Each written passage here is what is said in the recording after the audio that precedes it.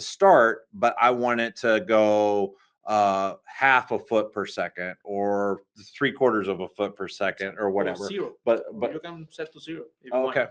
And 0 would be what? No reduction and will just stop suddenly.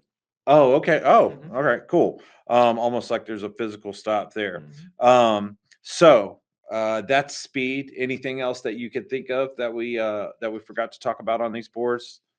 Okay. I'm still just Automatic, crazy. the automatic closing if you need so. Oh yeah, so it has automatic timer to close, which you has a function in there which you can actually override with the remote as well too. Is that correct? Exactly the hold position. Okay, so hold the position. So it's a stop, Yes, if you stop will. command. So in the app, what that would allow, I would imagine what it would allow you to do is actually you give it a stop command. If you have landscapers coming in and out, you give it a stop command. And if the timer to close is on, it will override the timer to close. Okay. And then with the app, what was really cool is you could set it to actually give a close command like 2 hours from now. So right now on our time, it's almost 4 o'clock. So if I wanted the gate to close at 5 o'clock, I could just go into the app and set close at 5 o'clock, or vice versa, or just set a schedule from 9 to 5 on next Thursday or whatever, right? Because it has scheduling in there as well too. So that was a cool feature. Anything else? Anything else you think I missed, Brian, that you thought was cool? All right, great. Good one. Good one. You All know, I right. think the setup process is really cool. I mean, basically, automatic. once you power that up, you hit Plus? that remote once, and all of a sudden it goes and learns Everything. That's that that's a good stop point. and start, and it just next thing He's you know, paying it's ready to attention. go. Yeah, yeah, he actually is paying attention.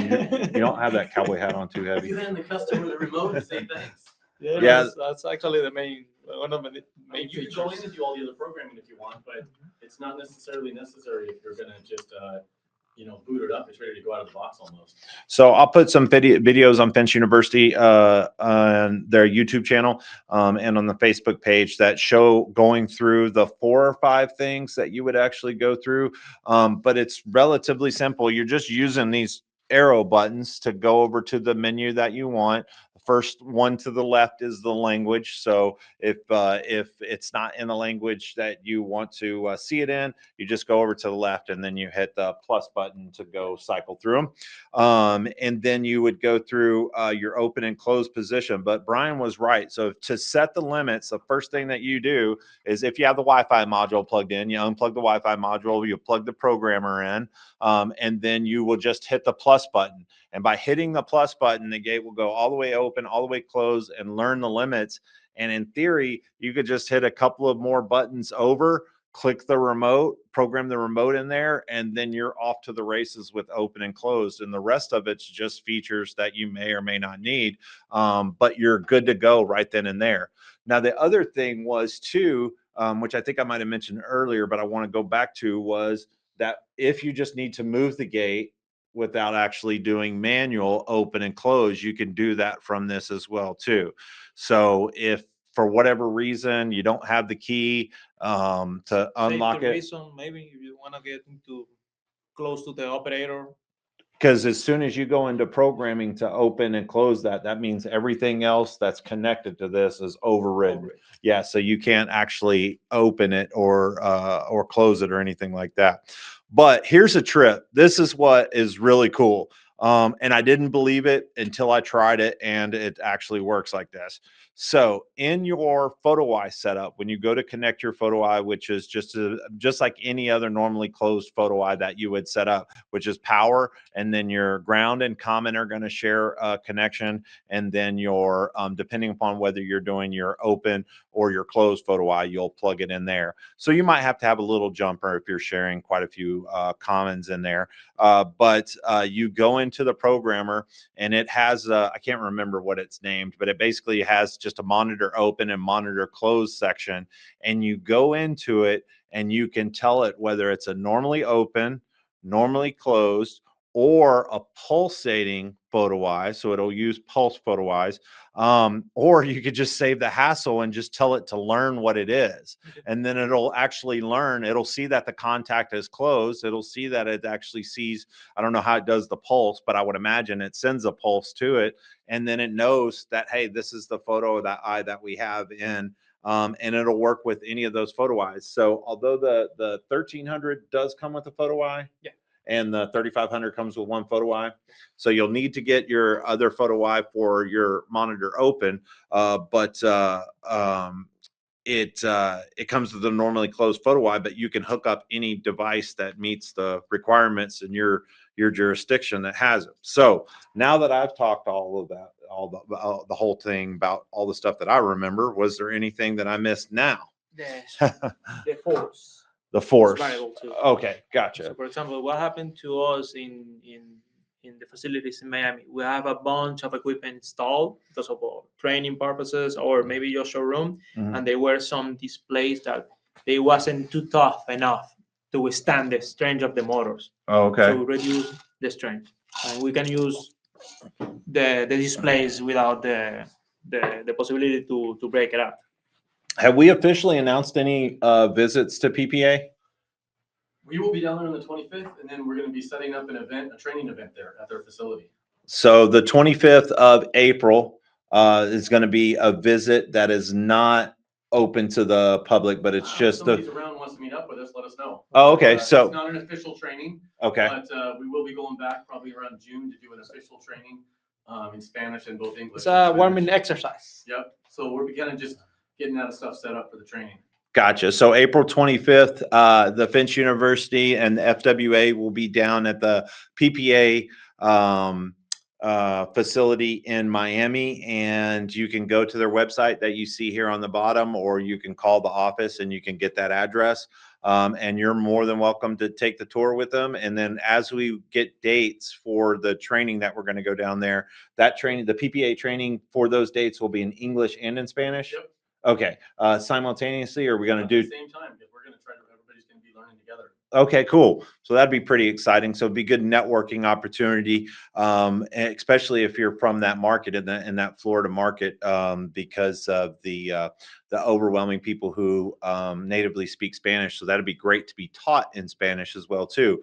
One more cool thing I want to bring up before we get off and say thank you for coming down, because it was eye-opening. I hate to say that about myself, that I am so closed-minded, but I want to be able to train other people on other products, regardless of whether that I use them or not.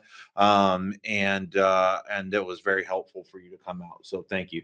But if you'll notice behind us, we're doing our quick start classes. We have our ads. Posters, I guess. Yeah, I'd say not ads, posters on all the sections that we feel are important in the quick start class. You're going to So- do the training on English, Mr. Brooks. So I've got to you do it that. in English. Right.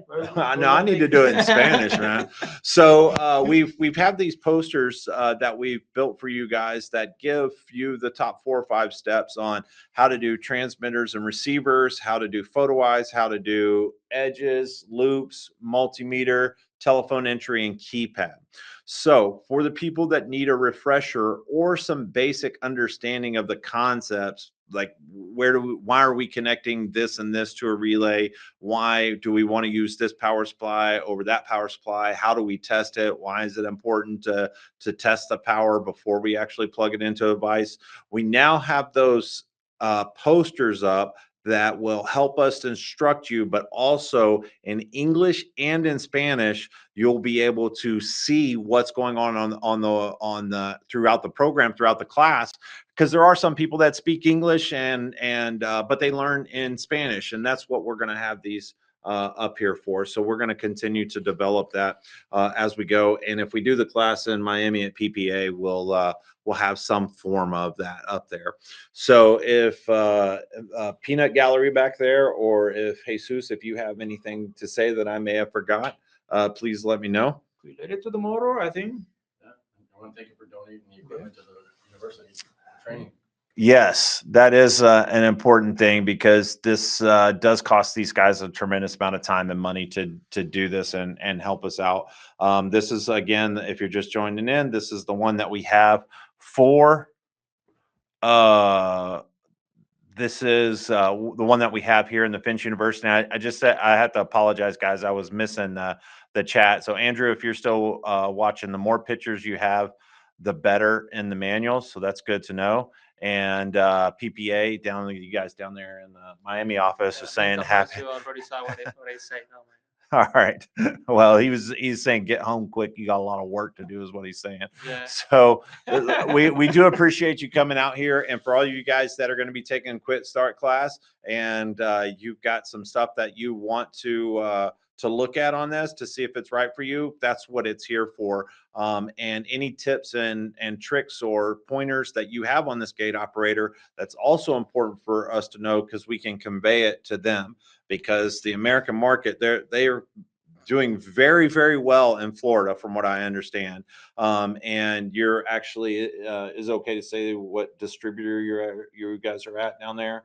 Okay, so they're at Control Products down there, one of the biggest distributors that's out there. Those guys do a really good job picking products that they want. So it shows that in one of these markets, and one of the three main states of the markets that they're doing very well in. So Control Products down there in Miami, you could check them out and see if they can sway you to look at a PPA for a gate operator. But we want you to come in here and learn on their product, because guess what? Service is a tremendous part of our business, and you may not installed it, but your customer may want you to actually service it. So the first thing you're going to have to do is get you a programmer, get you a Nintendo controller. And I think this does Sega 32-bit or 46-bit, 64-bit as well too. So if you want to play Hedgehog, you can use it with that controller. So thank you for coming out. You want to put the snake in the? Oh yeah, yeah. Maybe we could play race cars with the gate operators. See who can get them going the fastest and crash into each other. Well, look, we appreciate you coming on. Thank you so much. And stop at finchuniversity.com for all the classes that we have coming up. I think we have about 8 or so scheduled for the rest of the year, including what we're going to be doing special at the Finch Show coming up October 1st. Through 3rd. And this time going out, signing off as Michael Brooks for KWL. So it's 4 o'clock at PST time. Have a good day. And this concludes your broadcast.